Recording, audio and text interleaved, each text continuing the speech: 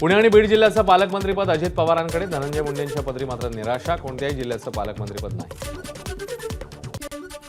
बीडमधली स्थानिक परिस्थिती पाहता बीडच्या पालकमंत्रीपदाची जबाबदारी अजित पवारांवर देण्यात आली. धनंजय मुंडेंवर आरोप सिद्ध झाले नाही तर पुढे निर्णय घेता येईल. सुनील तटकरे यांची माहिती. बीडचं पालकमंत्रीपद अजितदादांनी स्वतःकडे ठेवलंय, कारण पुढे जाऊन धनंजय मुंडेंवरील आरोप सिद्ध झाले नाहीत तर त्यांना पालकमंत्रीपदाची जबाबदारी देण्यात येईल. बाबासाहेब पाटील यांची माहिती. अजित पवार पालकमंत्री झाल्याबद्दल सुषमा अंधारेंकडून अभिनंदन. बीडचा रक्तरंजित पॅटर्न बदलून हरित पॅटर्न करण्याची विनंती.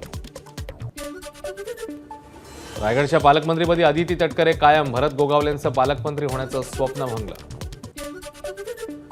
पालकमंत्रीपदाबाबतचा निकाल माझ्यासाठी धक्कादायक, हा निकाल कोणालाही न पटणारा. रायगडचं पालकमंत्रीपद हुकल्यावर भरत गोगावलेंची प्रतिक्रिया.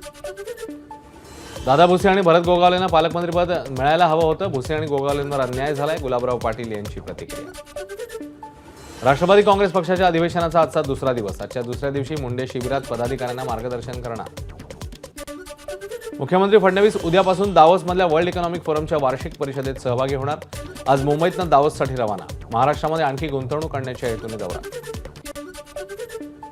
हिंदू हृदय सम्राट शिवसेना प्रमुख बाळासाहेब ठाकरेंच्या जन्मदिनी 23 जानेवारीला ठाकरेंच्या शिवसेनेचा विराट मेळावा. राज्यामधल्या प्रमुख नेत्यांची उपस्थिती असणार. अंधेरीमधल्या मेळाव्यात ठाकरे काय मार्गदर्शन करणार याकडे लक्ष.